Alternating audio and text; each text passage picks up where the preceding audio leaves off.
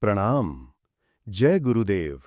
आइए सुनते हैं युग ऋषि, वेद मूर्ति, तपोनिष्ठ, परम पूज्य गुरुदेव पंडित श्री राम शर्मा आचार्य जी द्वारा लिखित पुस्तक ज्ञान योग की साधना।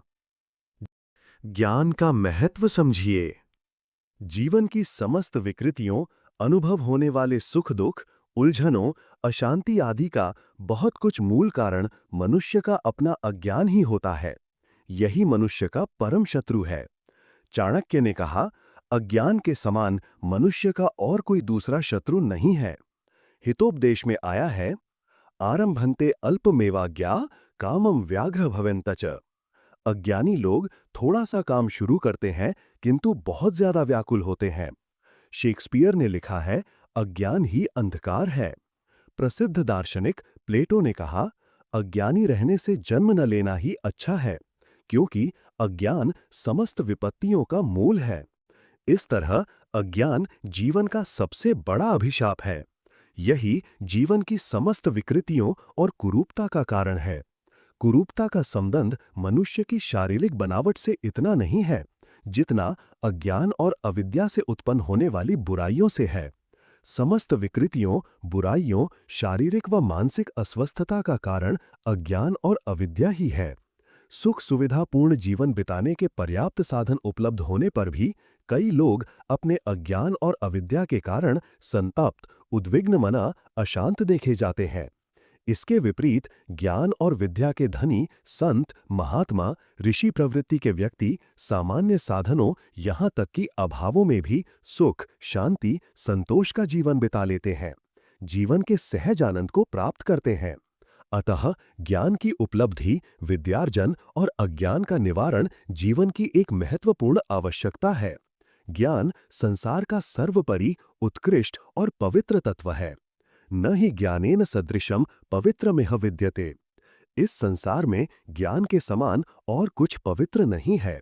ज्ञान बहुमूल्य रत्नों से भी अधिक मूल्यवान है। ज्ञान ही जीवन का सार है। ज्ञान आत्मा का प्रकाश है, जो सदा एक रस और बंधनों से मुक्त रहने वाला है। सर डब्ल्यू टेम्पल ने लिखा है, ज्ञान ही मनुष्य का परम मित्र है और अज्ञान ही उसका परम शत्रु है। बेकर ने कहा है, ज्ञान ही शक्ति है। इस तरह ज्ञान जीवन का सर्वोपरि तत्व है। ज्ञान धन जीवन का बहुमूल्य धन है। सभी प्रकार की भौतिक संपत्तियां समय पर नष्ट हो जाती हैं, किंतु ज्ञान धन हर स्थिति में मनुष्य के पास रहता है और दिनों दिन विकास को प्राप्त करता है। ज्ञान अमोघ शक्ति है, जिसके समक्ष सभी शक्तियां निष्प्रभ हो जाती हैं। ज्ञान जीवन का प्रकाश बिंदु है, जो मनुष्य को सभी द्वंद्वों, उलझनों, अंधकारों की दीवार से निकालकर शाश्वत पथ पर अग्रसर करता है। शुभाशुभ कर्मों से उत्पन्न होने वाले हर्ष, शोक, विक्षोभ, प्रसन्नता, मानसिक असंतुलन मनुष्य के मन और शरीर में तीव्र प्रतिक्रिया पैदा करते हैं।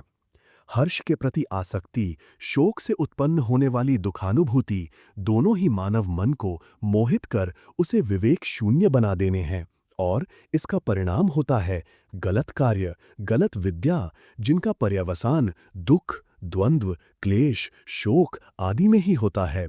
किंतु ज्ञान का प्रकाश मनुष्य को इन दोनों ही प्रपंचों से मुक्त कर आत्मस्थिर, निस्पृह और मुक्त बना देता है।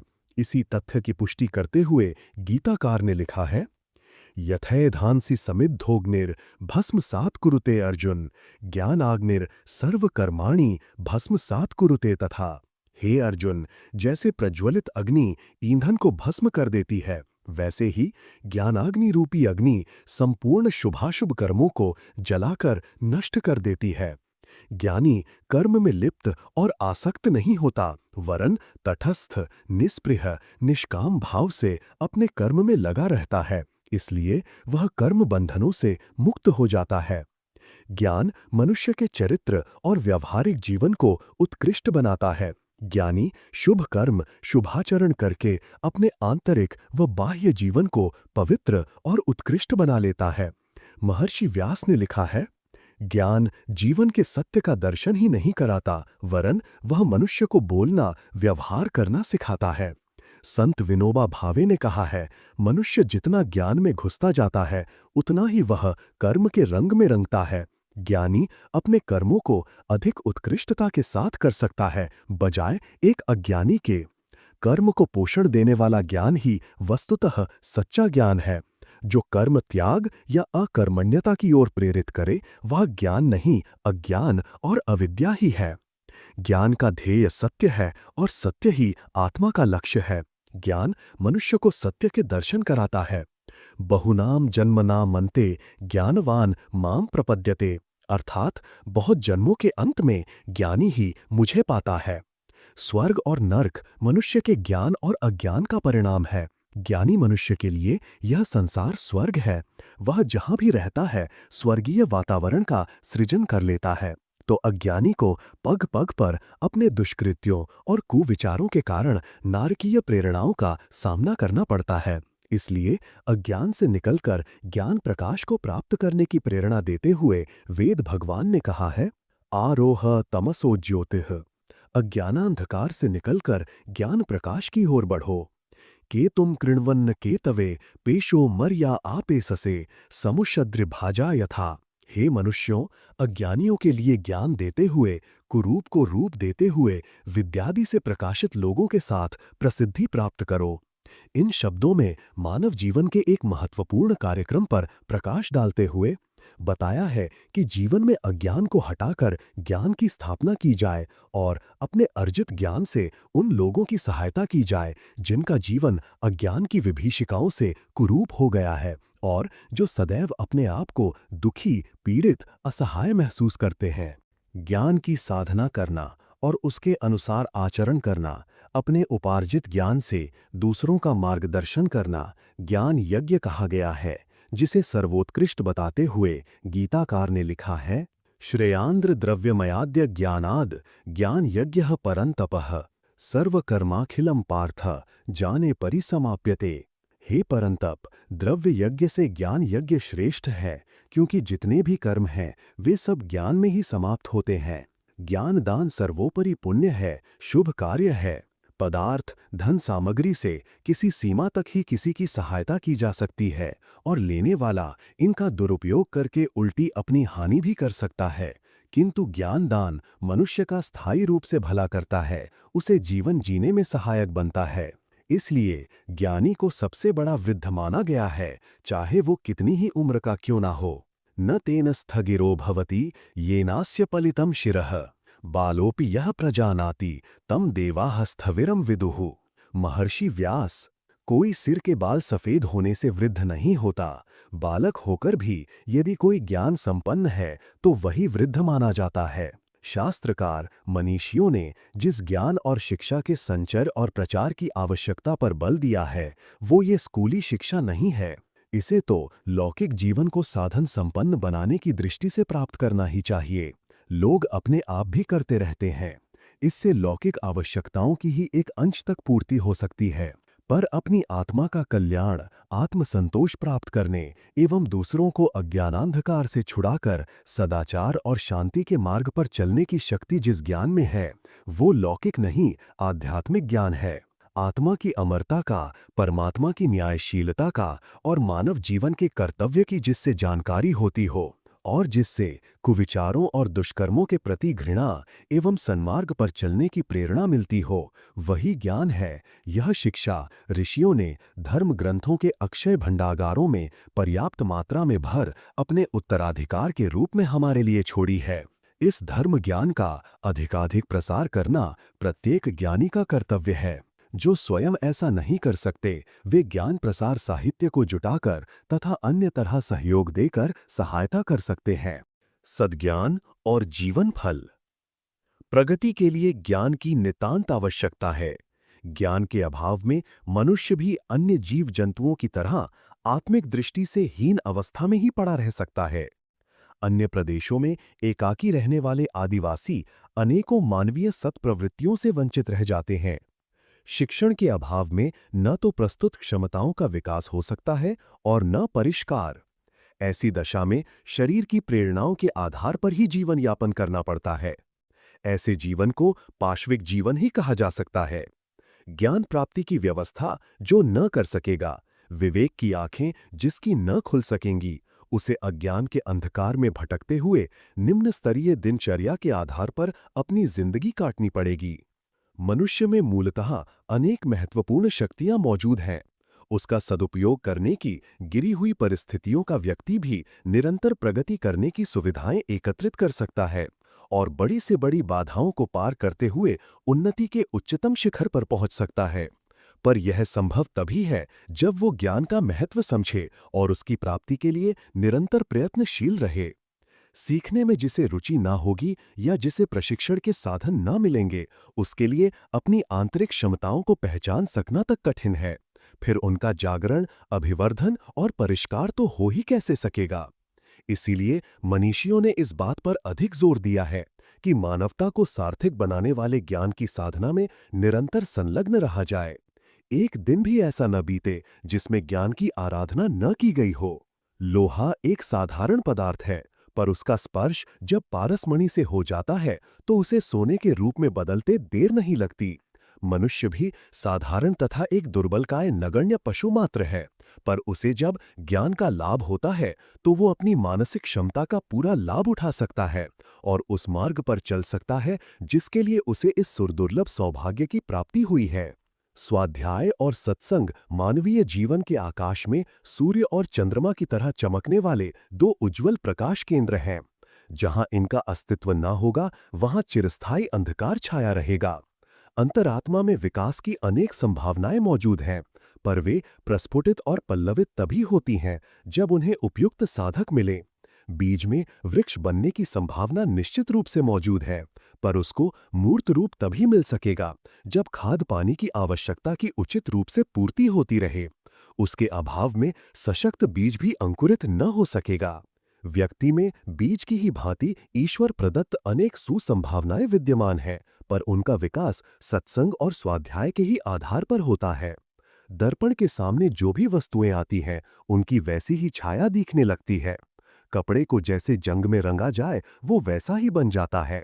बालक जन्मतः सभी समान मनोभूमि लेकर आते हैं, पर उन्हें अपने परिवार एवं वातावरण में जो कुछ सीखने को मिलता है, वे उसी ढांचे में ढलने लगते हैं।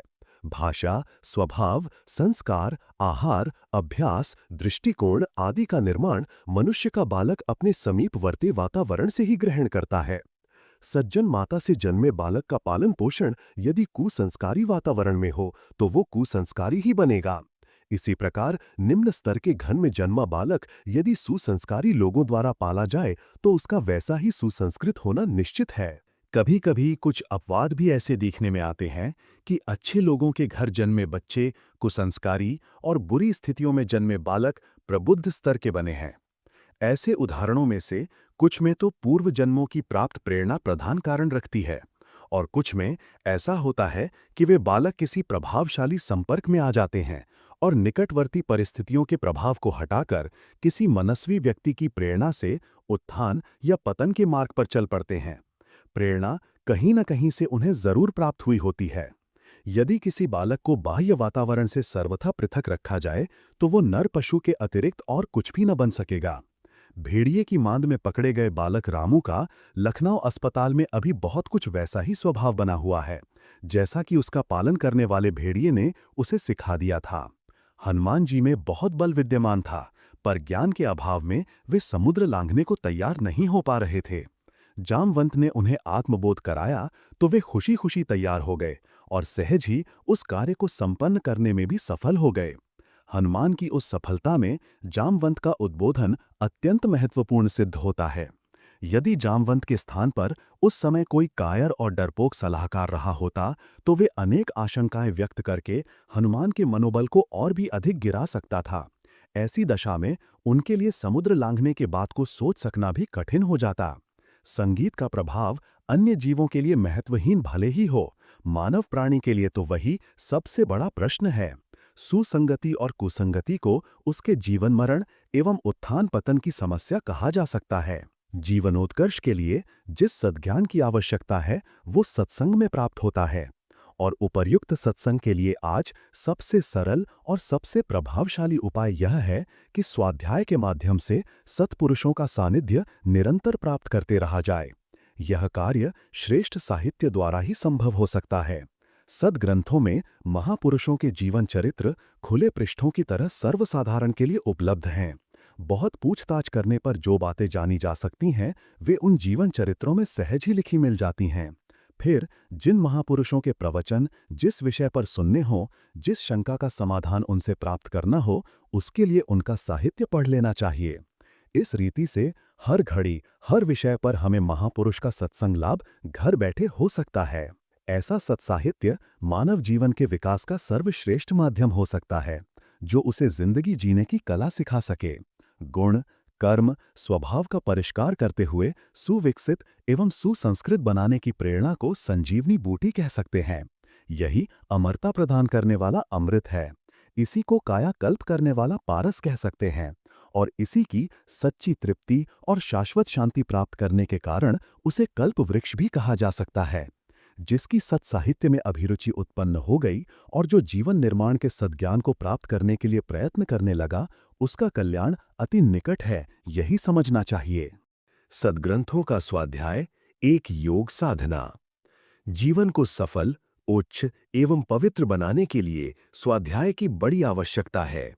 किसी भी ऐसे व्यक्ति का जीवन क्यों न देख लिया जाए जिसने उच्चता के सोपानों पर चरण रखा है, उसके जीवन में स्वाध्याय को विशेष स्थान मिला होगा। स्वाध्याय के अभाव में कोई भी व्यक्ति महान अथवा ज्ञानवान नहीं बन सकता। प्रतिदिन नियम पूर्वक सद्ग्रंथों का अध्ययन करते रहने से बुद्धि तीव्र होती है, विवेक बढ़ता है और अंतःकरण की शुद्धि होती है। इसका स्वस्थ एवं व्यवहारिक कारण है वह यह है कि सद्ग्रंथों के अध्ययन करते समय मन उनमें रमा रहता है और ग्रंथ के सद्वाक्य उस पर संस्कार डालते रहते हैं। स्वाध्याय द्वारा अंतःकरण के निर्मल हो जाने पर मनुष्य के बाह्य अंतर्पट खुल जाते हैं, जिससे वह आत्मा द्वारा परमात्मा को पहचानने के लिए जिज्ञासु हो उठता है। मनुष्य की ये जिज्ञासा भी स्वाध्याय से निरंतर बढ़ती एवं बलवती होती रहती है और कर भी लेता है। परमात्मा के इस पावन साक्षात्कार का उपाय तथा मार्ग का भी स्वाध्याय से ही पता चलता है। इस प्रकार नित्य प्रति का स्वाध्याय मनुष्य को उसके चरम लक्ष्य तक पहुंचा देने में बड़ी सहायता करता है। स्वाध्यायशील व्यक्ति का जीवन अपेक्षाकृत अधिक पवित्र हो जाता है।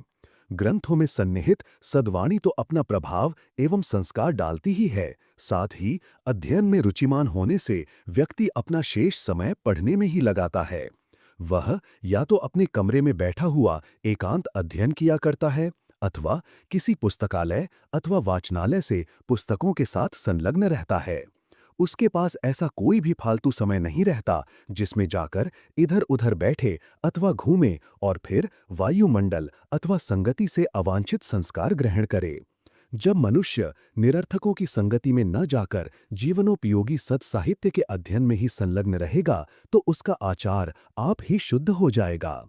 अध्ययनशील व्यक्ति स्वयं तो बेकार रहकर कहीं नहीं जाता, उसके पास बेकार के निठल्ले व्यक्ति भी नहीं आते, और वे यदि कभी आ भी जाते हैं तो अध्ययनशील व्यक्ति के आसपास का व्यस्त वायुमंडल उनके अनुकूल नहीं होता और वे शीघ्र उसका अधिक समय खराब किए बिना खिसक जाते हैं। इस प्रकार फिजूल के व्यक्तियों के संग से उत्पन्न होने वाली विकृतियों से अध्ययनशील व्यक्ति सहज ही बच जाता है, जिससे उसके आचार विचार पर कुसंस्कार नहीं पड़ने पाते। निरंतर अध्ययन करते रहने से मनुष्य का ज्ञान जागृत रहता है, जिसका उद्रेक उसकी वाणी द्वारा हुए बिना नहीं रहता।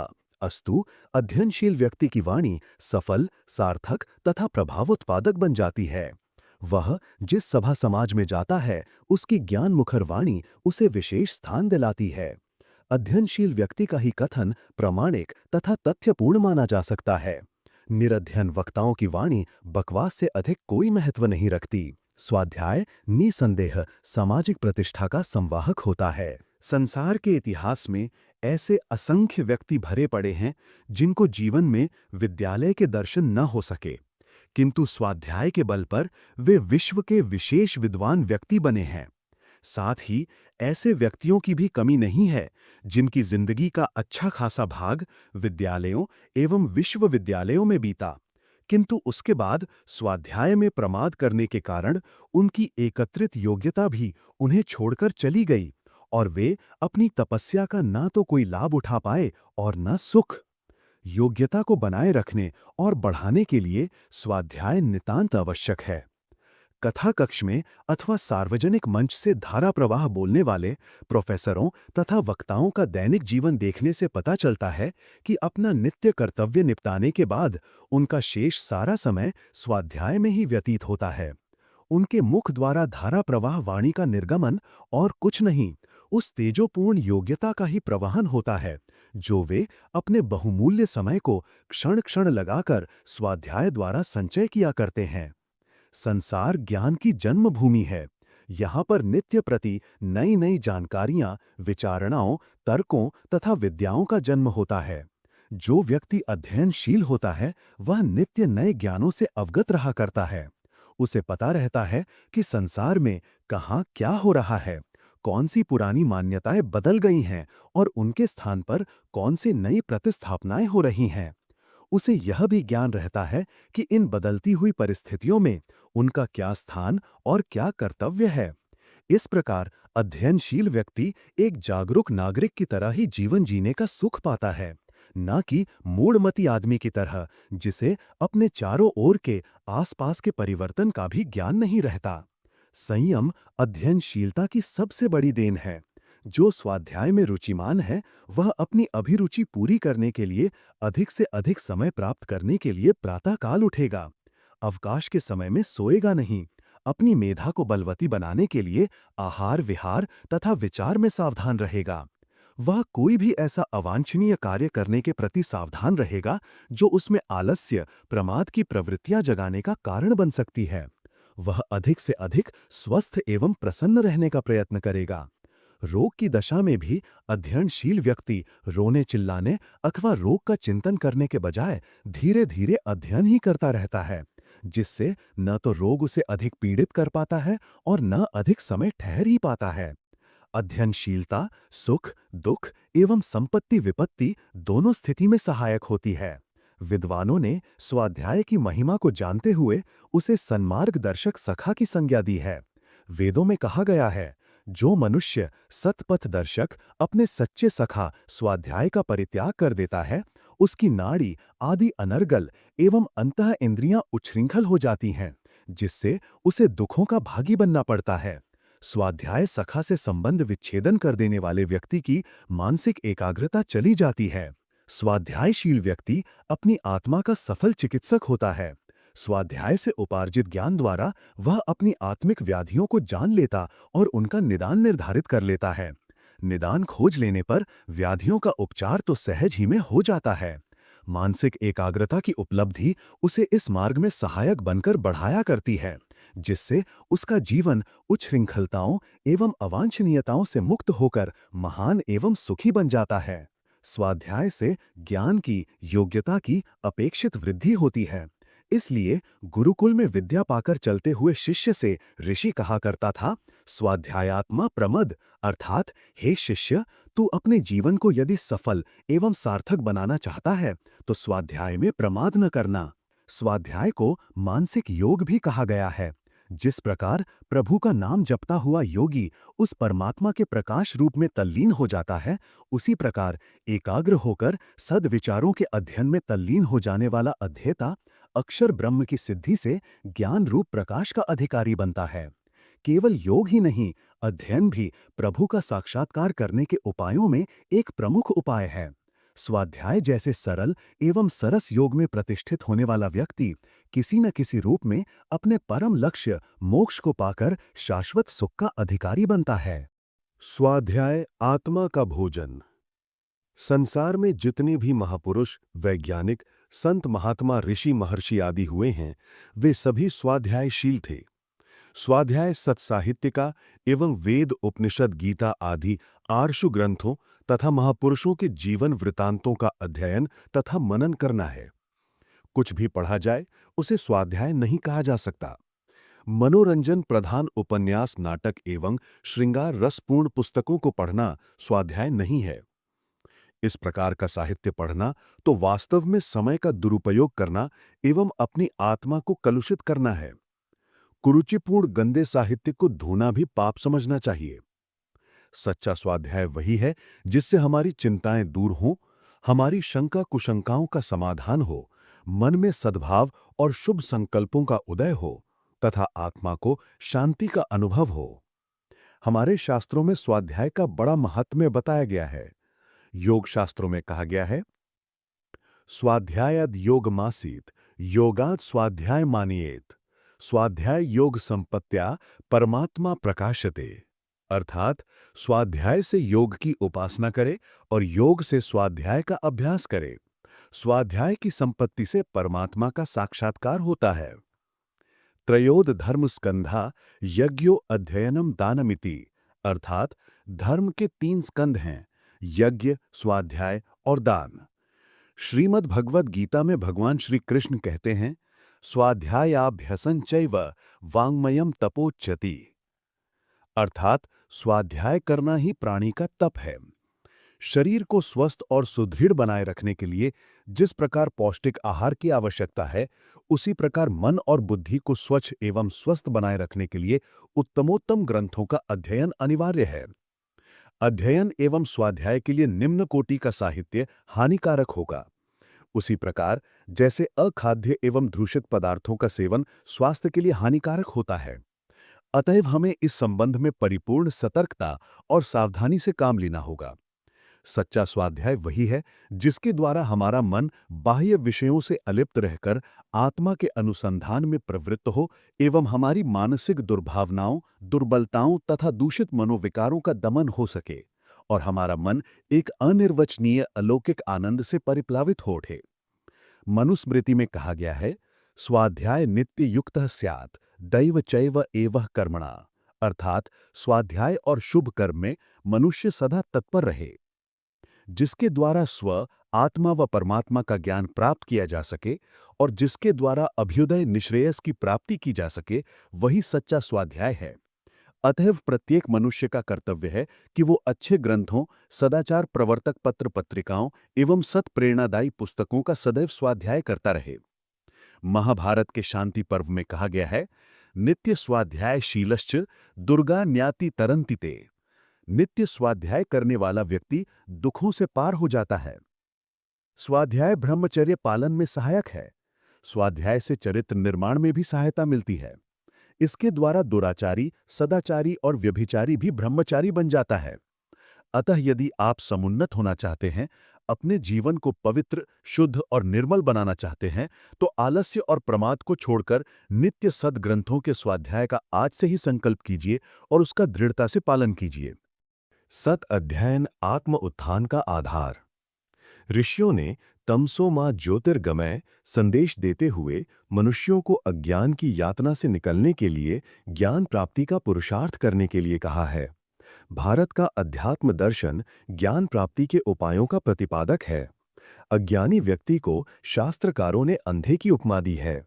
जिस प्रकार बाह्य नेत्रों के नष्ट हो जाने से मनुष्य भौतिक जगत का स्वरूप जानने में असमर्थ रहता है, उसी प्रकार ज्ञान के अभाव में बौद्धिक अथवा विचार जगत की निभ्रांत जानकारी नहीं हो पाती।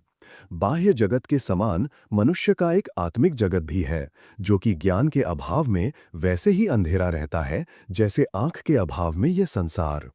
अंधकार से प्रकाश और अज्ञान से ज्ञान की ओर जाने में मनुष्य का प्रमुख पुरुषार्थ माना गया है। जिस प्रकार आलस्यवश दीपक न जलाकर अंधकार में पड़े रहने वाले व्यक्ति को मूर्ख कहा जाएगा, उसी प्रकार प्रमादवश अज्ञान दूर कर ज्ञान के लिए प्रयत्न न करने वाले को भी मूर्ख ही कहा जाएगा। भारतवर्ष की महिमामयी संस्कृति अपने अनुयायियों को विवेकशील बनने का संदेश देती है, न कि अंधविश्वासी। ज्ञानवान अथवा विवेकशील बनने के लिए मनुष्य को अपने मन मस्तिष्क को साफ सुथरा बनाना होगा, उनका परिष्कार करना होगा। जिस खेत में कंकड़ पत्थर तथा खरपतवार भरा होगा, उसमें अन्न के दाने कभी भी अंकुरित नहीं हो सकते। वे तभी अंकुरित होंगे जब खेत से झाड़ झंखाड़ और कूड़ा करकट साफ करके दाने बोए जाएंगे। उसी प्रकार मनुष्य में ज्ञान के बीज तब जड़ नहीं पकड़ सकते जब तक कि मानसिक एवं नैतिक धरातल उपयुक्त न बना लिया जाएगा। हमारे मन मस्तिष्क में इसी जन्म की ही नहीं, जन्म जन्मांतरों की विकृतियां भरी रहती हैं। न जाने कितने कुविचार, कुवृत्तियां एवं मूढ़ मान्यताएं हमारे मन मस्तिष्क को घेरे रहती हैं। ज्ञान पाने का अथवा विवेक जागृत करने के लिए आवश्यक है कि पहले हम विचारों एवं संस्कारों को परिष्कृत करें। विचार एवं संस्कार परिष्कार के अभाव में ज्ञान के लिए की हुई साधना निष्फल ही चली जाएगी। विचार परिष्कार का अमोघ उपाय अध्ययन एवं सत्संग को ही बतलाया गया है। विचारों में संक्रमण एवं ग्रहणशीलता रहती है। जब मनुष्य अध्ययन में निरंतर संलग्न रहता है, तब उसको अपने विचारों द्वारा विद्वानों के विचारों के बीच से बार बार गुजरना पड़ता है। पुस्तक में लिखे विचार अविचल एवं स्थिर होते हैं। उनके प्रभावित होने अथवा बदलने का प्रश्न ही नहीं उठता। स्वाभाविक है कि अध्ययनकर्ता के ही विचार प्रभाव ग्रहण करते हैं। जिस प्रकार के विचारों की पुस्तक पढ़ी जाएगी, अध्येता के विचार उसी प्रकार ढलने लगेंगे। इसलिए अध्ययन के साथ यह प्रतिबंध भी लगा दिया गया है कि अध्येता उन्हीं ग्रंथों का अध्ययन करें जो प्रामाणिक एवं सुलझे हुए विचारों वाले हों। विचार परिष्कार अथवा ज्ञान प्राप्त करने के उद्देश्य से पढ़ने वालों को एकमात्र जीवन निर्माण संबंधी साहित्य का ही अध्ययन करना चाहिए। जीवन का अंधकार दूर करना और प्रकाशपूर्ण स्थिति पाकर निर्द्वंद्व एवं निर्भय रहना यदि वांछित है, तो समयानुसार अध्ययन में निमग्न रहना भी नितांत आवश्यक है। अध्ययन के बिना विचार परिष्कार नहीं, विचार परिष्कार के बिना विवेक और विवेक के बिना ज्ञान नहीं। जहां ज्ञान नहीं, वहां अंधकार होना स्वाभाविक ही है। और अंधेरा जीवन शारीरिक, मानसिक तथा आध्यात्मिक तीनों प्रकार के भयों को उत्पन्न करने वाला है, जिसमें अज्ञानी न केवल इस जन्म में ही बल्कि जन्म जन्मांतरों तक, जब तक कि वो ज्ञान का आलोक नहीं पा लेता, त्रिविध तापों की यातना सहता रहेगा। जीवनोद्धार के उपायों में अध्ययन का उपाय सबसे श्रेष्ठ, सरल, सुगम एवं सुलभ है। आत्मावान व्यक्ति को इसे ग्रहण कर भौतिक अज्ञान यातना से मुक्त होना ही चाहिए। संसार की सर्वोपरि संपत्ति ज्ञान। सांसारिक सुखों की उपलब्धि के लिए शरीर बल आवश्यक है। धन हो तो प्रत्येक मनोवांछित वस्तु सरलतापूर्वक प्राप्त कर सकते हैं। जनशक्ति के आधार पर अयोग्य व्यक्ति तक सत्तारूढ़ हुए हैं। चातुर्य, पद, सत्ता आदि से कोई भी व्यक्ति मनचाही इच्छाएं पूरी कर सका है, किंतु ज्ञान के अभाव में ये सारी शक्तियां लघु प्रतीत होती हैं। ज्ञान संसार का सर्वोत्तम बल है। इसी के आधार पर दूसरी सफलताएं प्राप्त की जा सकती हैं। अज्ञानवश मनुष्य तन, धन, जन सभी का नाश कर लेता है। दुष्कर्म में लगे व्यक्ति का कहाँ तो शरीर ठीक रहेगा, कितने दिन धन ठहरेगा और कब तक दूसरों में सहयोग, सहानुभूति मिलेगी। मनुष्य ज्ञान के अभाव में ही बुरे कर्मों की ओर प्रेरित होता है। इसलिए संसार में ज्ञान को ही सर्वश्रेष्ठ बल कहा गया है। बुद्धिमान व्यक्ति कम कम साधनों में भी संतुष्ट दिखाई देते हैं। इसका कारण यह है कि अज्ञानता के दुष्परिणामों से वे बचे रहते हैं। उनके प्रत्येक कार्य में विवेक होता है। जो कुछ करते हैं उसे पहले भली प्रकार सोच समझ लेते हैं। पूरी तरह विचार करने के बाद किए गए कार्यों से हानि की संभावना प्रायः समाप्त हो जाती है और उस कार्य में पड़ने वाली बाधाओं, परेशानियों और मुसीबतों से बचने का रास्ता मिल जाता है। ज्ञान मनुष्य को जीवन का सही रास्ता प्रदर्शित करता है, जिससे उसे कठिनाइयां कम और सफलताएं अधिक मिलती हैं। कदाचित परिस्थितिवश कोई विघ्न आ जाए तो अपनी दूरदर्शिता के कारण बुद्धिमान व्यक्ति ही उसे आसानी से हल कर लेते हैं। ओछे काम करने वाले लोगों का अध्ययन करें तो पता चलता है कि ऐसे कार्य अधिकांश अज्ञानतावश ही करते हैं। जीवन की सही दिशा निर्माण करने की क्षमता न तो धन में है, न पद और प्रतिष्ठा में। आत्मनिर्माण की प्रक्रिया सत्कर्मों से पूरी होती है। सन्मार्ग में भी कोई स्वतः प्रवृत्त होता हो, यह भी नहीं कहा जा सकता। यह प्रेरणा हमें औरों से मिलती है। दूसरों की इच्छाओं का अनुकरण करते हुए भी महानता की मंजिल तक पहुंचने का नियम बना हुआ है। ऐसी बुद्धि किसी को मिल जाए तो उसे यही समझना चाहिए कि परमात्मा की उस पर बड़ी कृपा है। ज्ञान से मनुष्य की ऐसी ही धर्म बुद्धि जागृत होती है। इसलिए ज्ञान को परमात्मा का सर्वोत्तम वरदान मानना पड़ता है।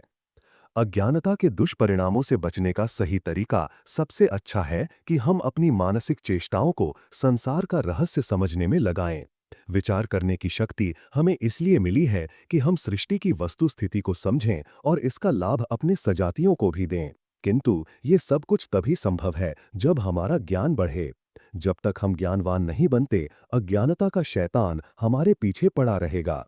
ऐसी अवस्था में हमारी मोह ग्रंथियां ज्यों की त्यों बंधी रहेंगी। अज्ञानता का अंधकार और विश्व रहस्य की जानकारी के लिए ज्ञान के प्रकाश की आवश्यकता पड़ती है। इसी से भव बंधन टूटते हैं। व्यक्ति की पात्रत्व की सच्ची कसौटी उसके ज्ञान से होती है। समाज में अधिक देर तक सम्मान व प्रतिष्ठा उन्हीं को मिलती है जो शीलवान, शिष्ट व नम्र होते हैं। उद्दंड, दुराचारी व अशिष्ट व्यक्ति को सभी जगह तिरस्कार ही मिलता है। इन आध्यात्मिक सद्गुणों का आंतरिक प्रतिष्ठान ज्ञान से होता है। इससे सदाचार में रुचि बढ़ती है। आप्त वचन है, विद्या ददाति विनयम विनयाति याति पात्रताम, अर्थात विद्या से ज्ञान विनयशीलता आती है। विनयशीलता युक्त ही पात्रत्व के सच्चे अधिकारी होते हैं। मानवीय प्रतिभा का विकास ज्ञान से होता है। संसार में जितने भी महापुरुष हुए हैं, उन सभी के महान व्यक्तित्व का विकास ज्ञान से हुआ है। भगवान राम, कृष्ण, गौतम बुद्ध, ईसा मसीह, सुकरात आदि सभी महापुरुषों ने ज्ञान की श्रेष्ठता को स्वीकार किया है। सांसारिक दुखों से परित्राण पाने के लिए मानव जाति को सदैव ही इसकी आवश्यकता हुई है। शास्त्रकार ने ज्ञान की महत्ता प्रतिपादित करते हुए लिखा है, मोक्षस्य न हि वासोस्ते न ग्रामांतरे ववा, अज्ञान हृदय ग्रंथिर नाशो मोक्ष इति श्रितः। शिव गीता। अर्थात मोक्ष किसी स्थान विशेष में उपलब्ध नहीं होता। इसे पाने के लिए गांव-गांव भटकने की भी आवश्यकता नहीं। हृदय की अज्ञान ग्रंथि का नष्ट हो जाना ही मोक्ष है। दूसरे शब्दों में स्वर्ग, मुक्ति का साधन है ज्ञान। इसे पा लिया तो इसी जीवन में जीवन मुक्ति मिल गई समझनी चाहिए। इस युग में विज्ञान की शाखा प्रशाखाएं सर्वत्र फैली हैं। प्रकाश, ताप, स्वर, विद्युत, चुंबकत्व और पदार्थों की जितनी वैज्ञानिक शोध इस युग में हुई है, उसी को ज्ञान मानने की आज परंपरा चल पड़ी है।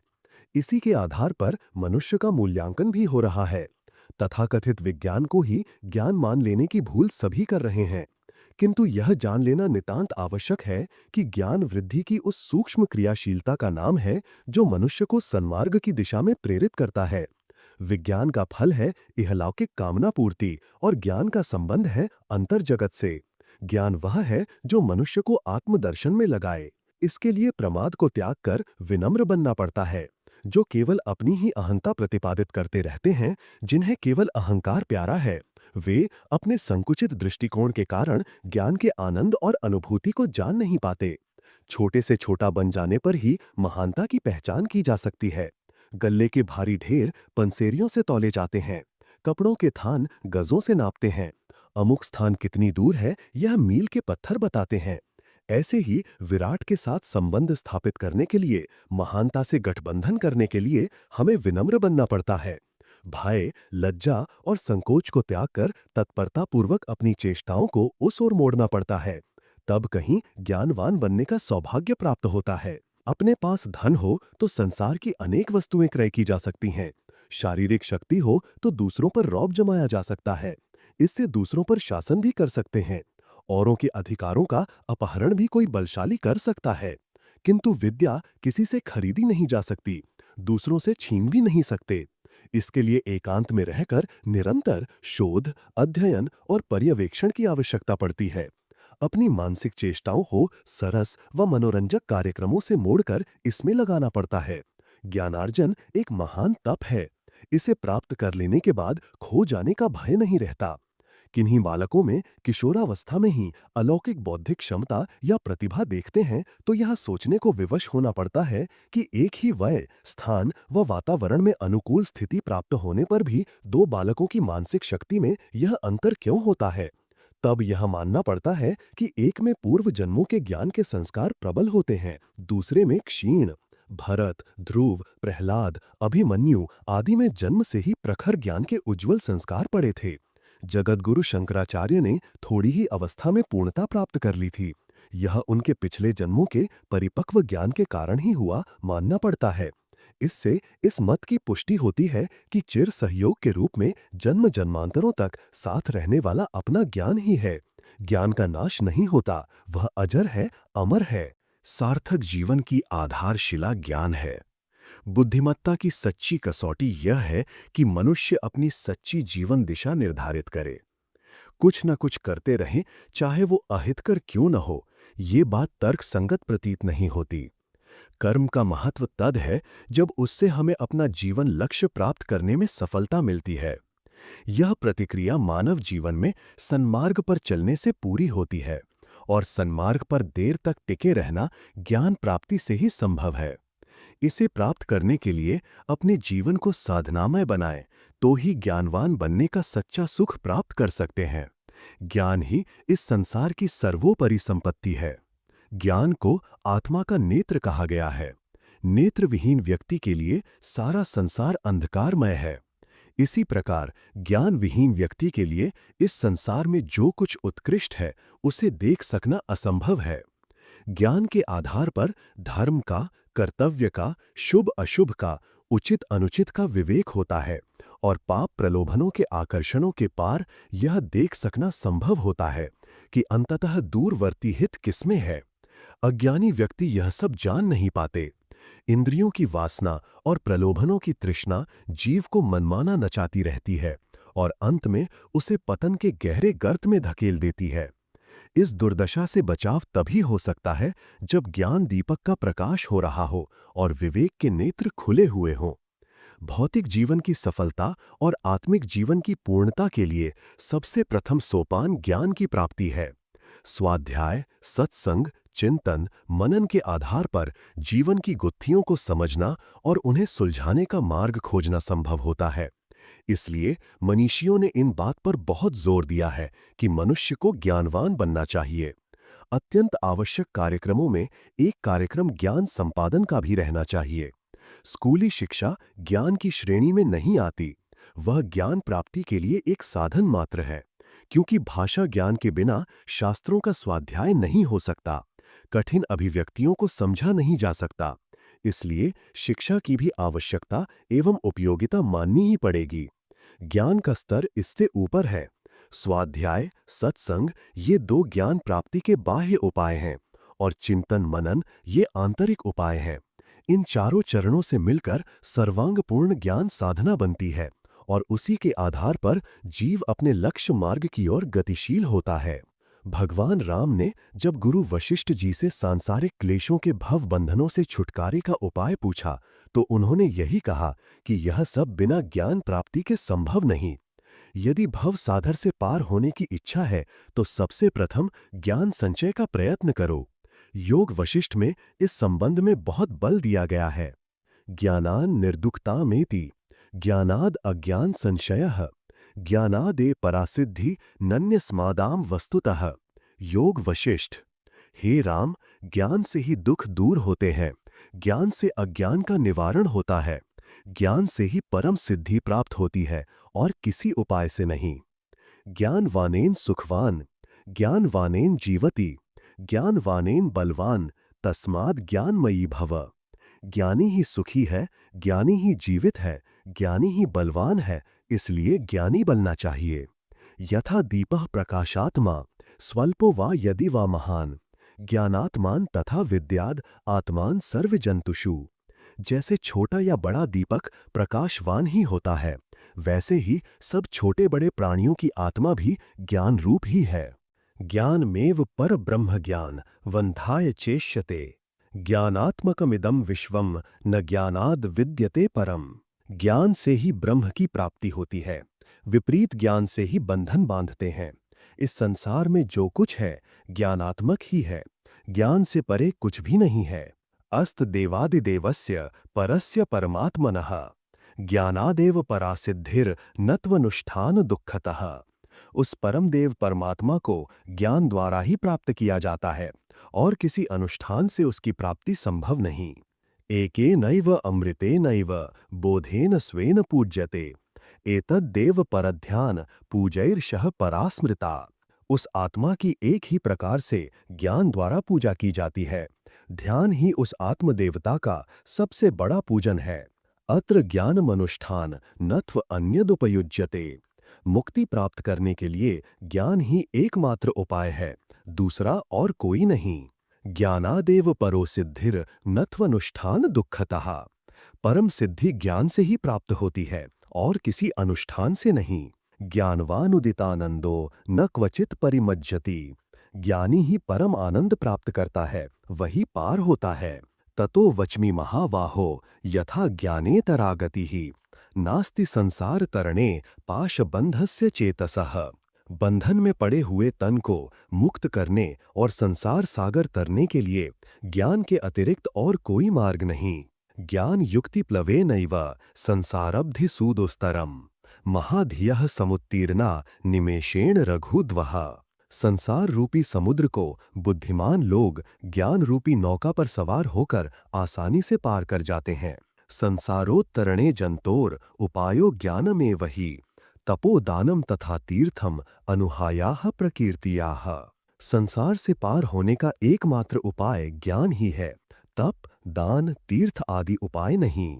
दुरुत्तराया विपदः दुख कल्लोल संकुलाः तीर्यते प्रज्ञयाताभ्यो नाना पद्धयोः महामते। विभिन्न प्रकार की कठिन विपत्तियों के समुद्र को ज्ञान द्वारा ही तरा जाता है। कलना सर्वजंतूनाम विज्ञानेन शमेन च प्रबुद्धा ब्रह्मतामेति भ्रमति इतरथा जगत। ज्ञान और शम के द्वारा ही प्राणी ब्रह्म रूप हो जाता है। इनके अभाव में वह संसार में भटकता ही रहता है। ज्ञान के समान इस संसार में श्रेष्ठ वस्तु कोई नहीं। ज्ञान से ही जीवन की सारी गुत्थियां सुलझती हैं और उसके अभाव में नाना प्रकार के शोक संताप सहने पड़ते हैं। ज्ञान की प्राप्ति के लिए निरंतर प्रयत्न करना चाहिए। स्वाध्याय एवं सत्संग के लिए सदा प्रयत्नशील रहना चाहिए। ज्ञानेन तु तद अज्ञानम येषाम नाशितम आत्मः तेषाम आदित्यवज ज्ञानम प्रकाशयति तत्परम ज्ञानम लब्ध्वा पराम शांतिम अचिरेण अतिगच्छति। गीता। जिसने अपने ज्ञान से अज्ञान का नाश कर लिया है, उसका ज्ञान सूर्य के समान चमकता है और परम तत्व को प्रकाशित कर देता है। ज्ञान प्राप्त होने पर तुरंत ही परम शांति प्राप्त होती है। प्राज्ञम विज्ञात विज्ञेयम सम्यक दर्शनाध्यः न दहन्ति वनम वर्षा सिक्तमग्निशिखाइव। योग वशिष्ठ। जिसने जानने योग्य को जान लिया है और विवेक दृष्टि प्राप्त कर ली है, उस ज्ञानी को मानसिक दुख उसी प्रकार नहीं सताते जैसे वर्षा के भीगे जंगल को अग्नि नहीं जलाती। आद्यो व्याध्यश्चैव द्वयो दुःखस्य कारणम तन्निवृत्तिः सुखम विद्यात् तत्क्षयो मोक्षः उच्यते। शारीरिक और मानसिक ये दो ही प्रकार के दुख इस संसार में है। इनकी निवृत्ति ज्ञान द्वारा होती है। इस दुख निवृत्ति का नाम ही मोक्ष है। एकः शत्रुर न द्वितोलो अस्ति शत्रुर अज्ञान तुल्यः पुरुषस्य राजन येना वृतः कुरुते सप्रयुक्तो घोराणि कर्माणि सुदारुणानि महा शांति। इस संसार में मनुष्य का एक ही शत्रु है, अज्ञान। इससे अतिरिक्त उसका और कोई शत्रु नहीं है। इस अज्ञान के कारण ही मनुष्य दारुण कर्म करने लगता है। पाताले भूतले स्वर्गो सुखम ऐश्वर्यमेव न तत्पश्यामि यन्नम पांडित्याद अतिरिच्यते। स्कंद पुराण। पाताल, भूतल और स्वर्ग में वह सुख कहीं भी नहीं दिखाई देता जो ज्ञानवान होने पर प्राप्त होता है। प्रज्ञा प्रासाद मारूह्य शोच्यः शोचतो जनान तमिष्ठाल्यो शैलस्थः सर्वान् प्राज्ञो अनुपश्यति। प्रज्ञा प्राप्त विवेकवान योगी संसार में शोकग्रस्त मानवों को ऐसे देखता है जैसे पहाड़ की चोटी पर खड़ा मनुष्य पृथ्वी पर नीचे खड़े हुए मनुष्यों को देखता है। बीजान्य अग्न्योपदग्धानि न राहन्ति यथा पुनः ज्ञान दग्धयस्तथा क्लेशैर वातमना संपद्यते पुनः। जिस प्रकार आग में भुने हुए बीज फिर नहीं उगते, वैसे ही विवेक रूप अग्नि से जले हुए क्लेश फिर उत्पन्न नहीं होते। विशोक आनंदमयी विपश्चित स्वयं कुतश्चित तन्न विभेति कश्चित।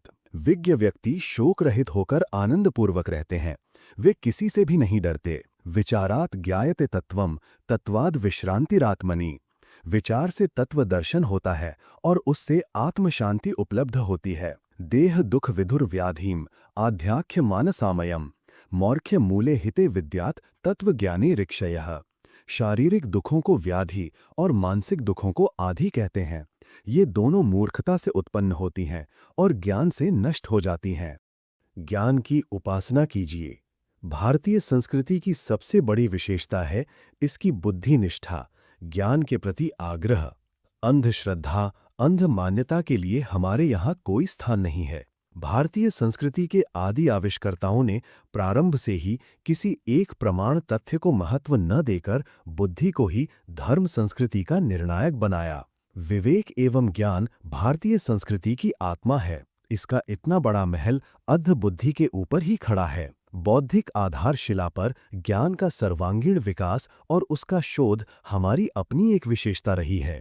इस विशेषता को दूर कर दो, भारतीय संस्कृति का कोई अस्तित्व ही नहीं रहेगा। हमारे यहाँ जिसने भी कोई नई शोध की, उसे पूज्य माना गया है। ऋषि का पद प्रदान कर उसे समाज में सर्वोपरि महत्व दिया, फिर चाहे उसका दर्शन पूर्व खोजों से भिन्न ही क्यों न रहा हो। जहाँ अनंत अंशों में नई खोज करने वालों को जिंदा जला दिया गया, अनेक कष्ट दिए गए, मर्मांतक पीड़ाओं से प्राण लिए, वहाँ हमारे यहाँ प्रत्येक नवीन तथ्य के प्रतिपादक की जीवन जगत के सूक्ष्म या स्थूल क्षेत्रों में नई खोज करने वालों की पूजा की गई। यह हमारी बुद्धि निष्ठा और ज्ञान के प्रति रचनात्मक प्रेम का परिचायक है। यही कारण है कि हमारे धर्म ग्रंथ, ऋषि संत, समाज के मार्गदर्शक एक नहीं अनेकों हैं, और विशेषता यह है कि प्रत्येक के दर्शन का दृष्टिकोण एक दूसरे से भिन्न है, फिर भी वे सब के सब भारतीय धर्म संस्कृति के हैं। ज्ञान की इतनी विस्तृत शोध, बुद्धि की निरंतर साधना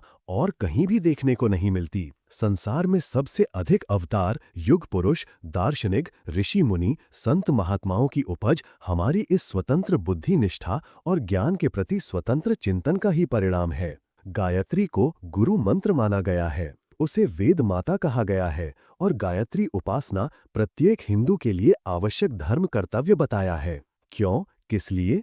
यह गायत्री की मूल भावना से अपने आप स्पष्ट हो जाता है, जिसमें उस शक्तिशाली, तेजस्वी, सर्वव्यापी दिव्य तत्व का ध्यान करके उससे बुद्धि की निर्मलता, शुद्धि, पवित्रता की प्रार्थना की गई है। स्पष्ट है कि गायत्री ज्ञान का, बुद्धि का, शोध अभिवृद्धि का साधना मंत्र है। नित्य प्रति प्रत्येक द्विजाति दिन में कम से कम समय परमात्म तत्व का ध्यान करते हुए उससे सद्बुद्धि की, विवेक की प्रार्थना करता है। वेद का अर्थ है ज्ञान, और ज्ञान बुद्धि की साधना का परिणाम है।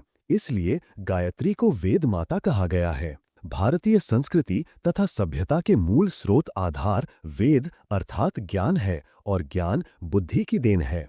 अस्तु हमारी समस्त जीवन पद्धति का संचालन बुद्धि के द्वारा होता आया है।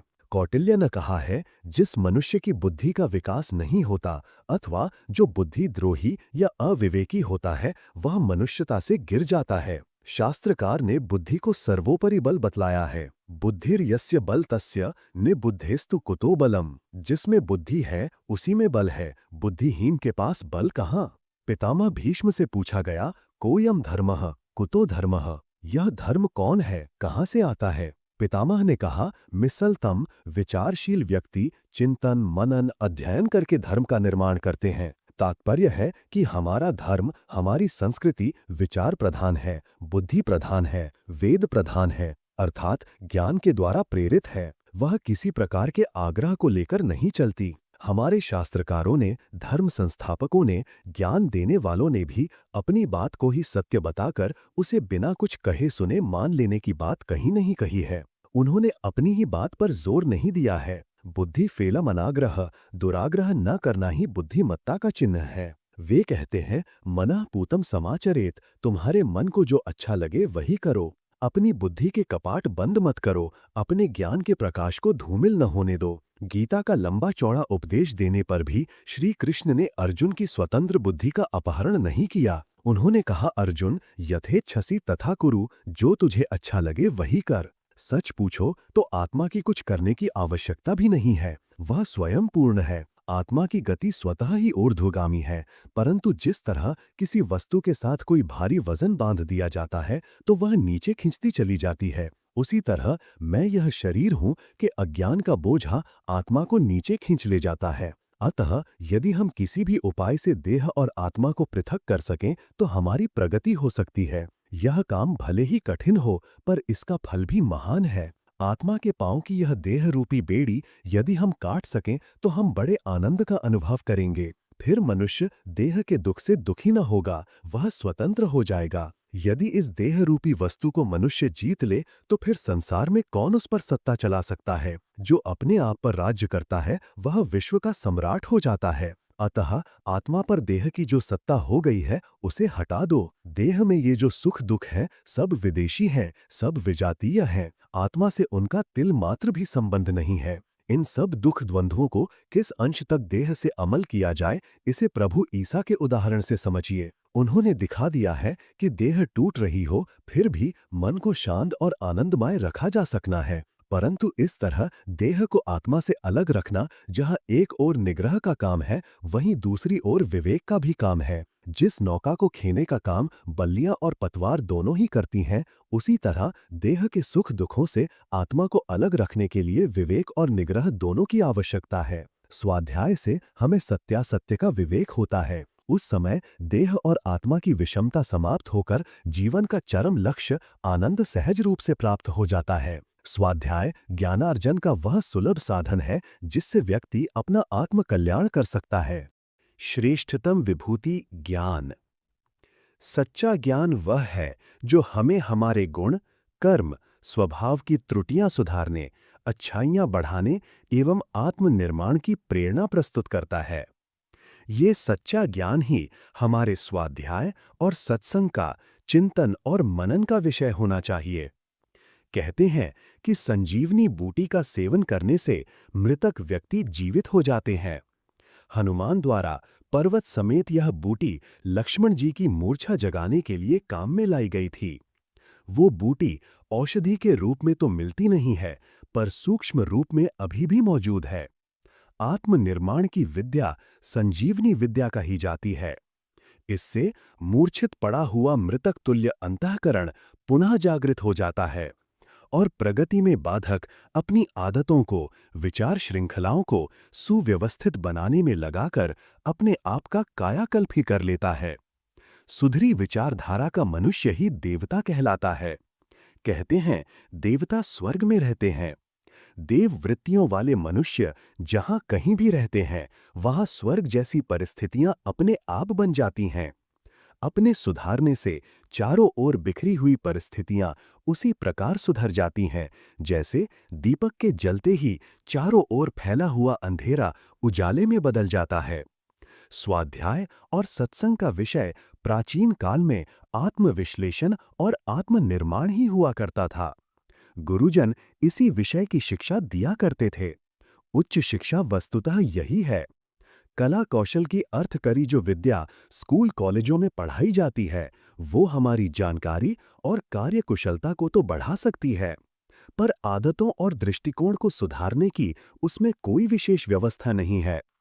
इसी प्रकार कथा वार्ता के आधार पर होने वाले सत्संग प्राचीन काल में किन्हीं देवताओं या अवतारों के चरित्र सुनने या ब्रह्म प्राप्ति, स्वर्ग मुक्ति जैसी दार्शनिक बातों पर तो कुछ चर्चा करते हैं, पर यह नहीं बताते कि हम अपने व्यक्तित्व का विकास कैसे करें।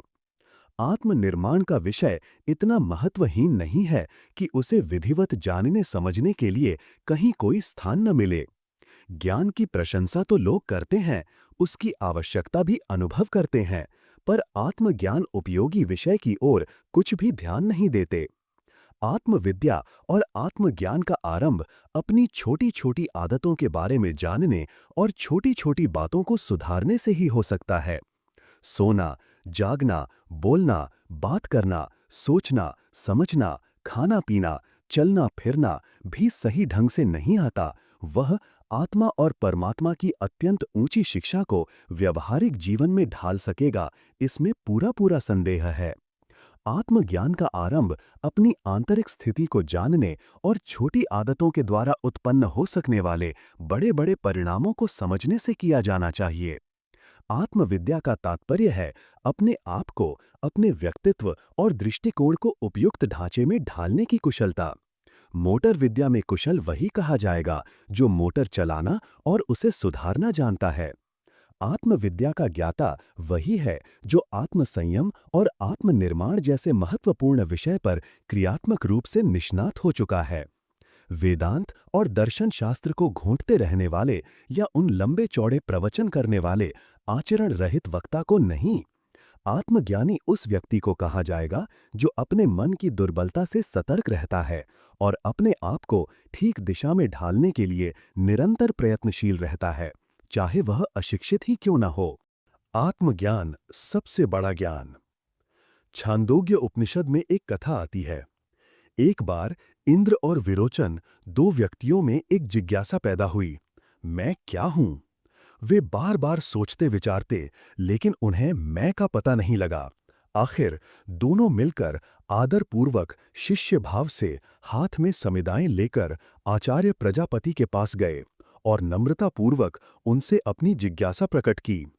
उनके प्रश्न का जवाब देते इसके पूर्व ही प्रजापति ने उसकी योग्यता, पात्रता को जानने के लिए एक युक्ति निकाली। उन्होंने कहा, थाली में पानी भरकर अपना अपना मुंह देखो, उसमें तुम्हें अपना स्वरूप दिखाई देगा। इंद्र और विरोचन दोनों झट से सज धज कर पानी से भरी थाली में अपने को देखने लगे। विरोचन को अपना सजा सवारा रूप देखकर बड़ी प्रसन्नता हुई और अपने साथियों में जाकर अभिमान से कहने लगा, भाई, मैंने तो मैं का पता लगा लिया है।